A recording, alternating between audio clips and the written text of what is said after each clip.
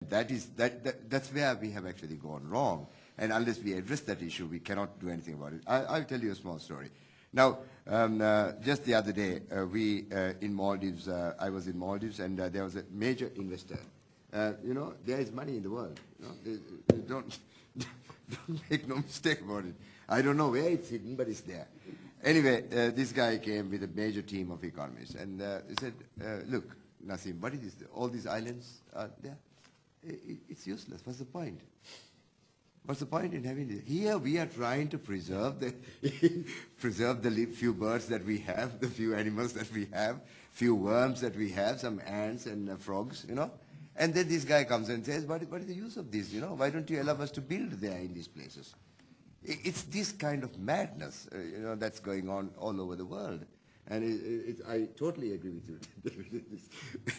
So it's just, they have no sensitivity whatsoever to this. It's just profit, profit, and profit. And it's unethical. And it is this that is driving the earth mad, you know. And the people are going to come out.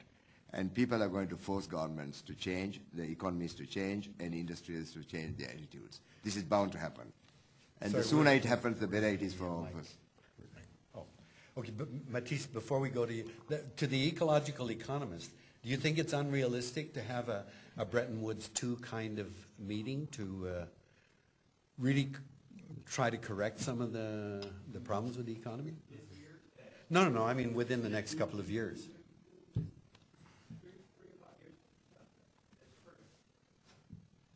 I would hope in another 2 years. Matisse. I'm Matisse Wackernagel with Global Footprint Network. And I'm impressed the whole conference is talking about the urgency and the importance of the issue, so we all agree, yet there is so little action. And I wonder why is there such a big gap? And I wonder if it's not also because we have not been able to tell the story well, because what people hear from the whole climate debate is that it's going to be a huge cost, and therefore the generosity in a difficult economic time is going down. We just did an analysis just to tell a story, for example, from Ecuador, comparing how many resources they had that would regenerate compared to their own consumption. 45 years back, they had 5 times more resources than what they used themselves in terms of regenerative capacity. Today, it's about even. They may be an ecological debtor already today.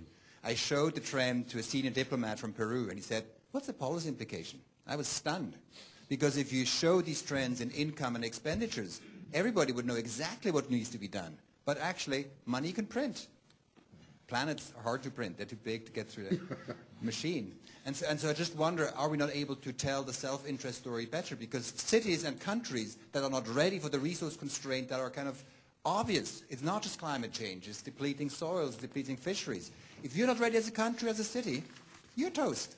So don't wait for Copenhagen. Act now. It's the best investment. So I wonder just, that's kind of the point. Aren't we telling the story kind of too much about all this anonymous humanity out there that needs to be saved, rather recognizing it's about us here already?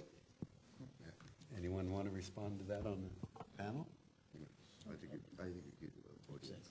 Yeah, I think that's a very, mouthy, I think it's a very, very good point. We do have to get back to a different kind of story. And from my standpoint, it's the old story that I've quite frankly learned from First Nations in Canada, which is the earth is our mother. We are created by the 4 sacred elements, earth, air, fire, and water. The rest of life on earth is our kin. They are our relatives. You don't treat relatives the way you treat a resource. But we've got to start telling that narrative. And the problem in a country like Canada or the United States or Europe, most of us live in big cities. And we buy things with the money we earn. And we really are not connected with, with that money somehow doesn't represent anything. And we don't think any longer that we're bound by the same natural laws as any other species. So we've got to tell that, rediscover those stories, I agree. Yes, please. Let's go to him now. I have the microphone. Oh, sorry. So Okay. that's all right. But So there's a certain advantage in having that.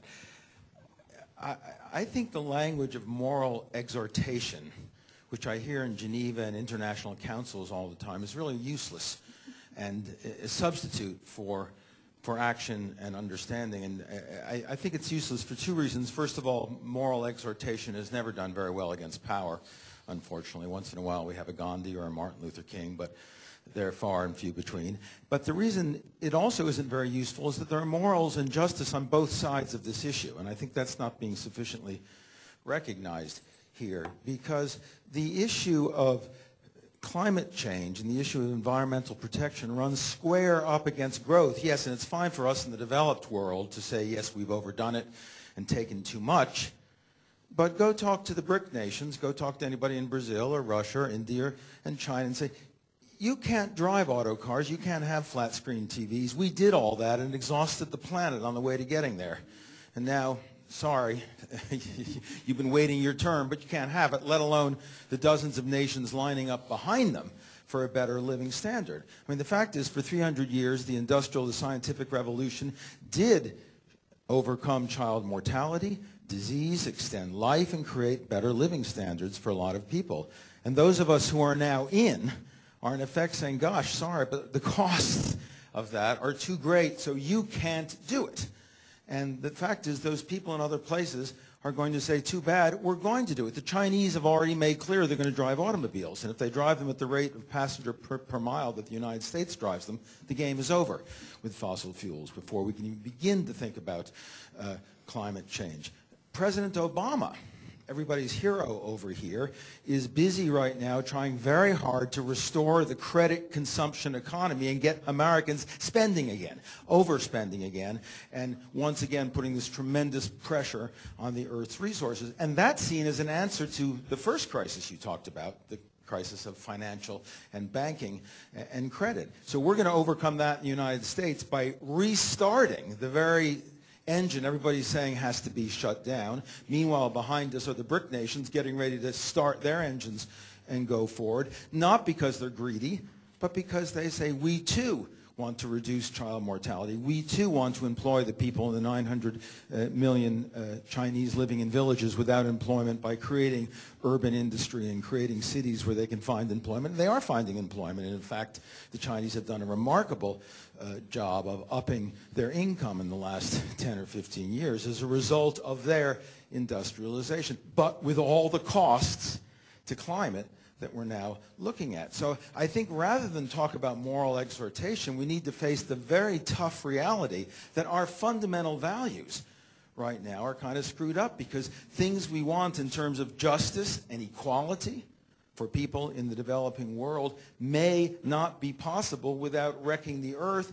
But for that to happen, the first world has to, it's not that we have to do big north-south transfers, though we have to do that. Much more importantly, we have to change our own lifestyles in fundamental ways which are almost politically impossible to win. If Obama had campaigned on the premise that if I'm elected president, there will be no further consumption, I will not issue credit cards, I want Americans to be poor, I want them to go back to the way we were 100 years ago, you can be sure a different person would be in the White House today. So the reality is we have to begin to take on the tough questions that really do pit growth, not for us, but growth in the developing world against environmentalism, and figure out how to do that. And that's a very thorny question, and I don't think that moral exhortation is of much use there. When Al Gore ran against George Bush, of course, he damped right down any discussion about climate change or the environment.